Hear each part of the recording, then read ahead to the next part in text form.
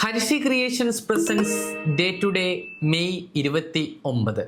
1917 ഇതേ ദിവസമാണ് കേരള നവോത്ഥാന ചരിത്രത്തിന്റെ നാഴികക്കല്ലായി അറിയപ്പെടുന്ന മിശ്ര ഭോജനം സഹോദരൻ അയ്യപ്പൻ നടത്തിയത്. 1970 ഇതേ ദിവസമാണ് കേരളവും തമിഴ്നാടും ചേർന്നുള്ള മുല്ലപ്പെരിയാർ പാട്ടക്കരാർ പുതുക്കിയത്. 1953 ഇതേ ദിവസമാണ് എഡ്മണ്ട് ഹിലാരിയും ടെൻസിംഗ് നോർഗയും ചേർന്ന് എവറസ്റ്റ് ആദ്യമായി കീഴടക്കിയത്. അതുകൊണ്ട് തന്നെ ഈ ദിവസം എവറസ്റ്റ് ദിനമായി അറിയപ്പെടുന്നു. 1917 മെയ് 29 അമേരിക്കൻ പ്രസിഡന്റായിരുന്ന ജോൺ എഫ് കെന്നഡി ജനിച്ചത്. 1987 ഇതേ ദിവസമായിരുന്നു മുൻ പ്രധാനമന്ത്രിയും കർഷക നേതാവുമായിരുന്ന ചരൺ സിംഗ് അന്തരിച്ചത്. 2006 മെയ് 29 മത്തായി ചാക്കോ എറണാകുളം ജില്ലയിലെ ലേക്ക് ഷോർ ഹോസ്പിറ്റലിൽ വെച്ച് സത്യപ്രതിജ്ഞ ചെയ്യുന്നത്.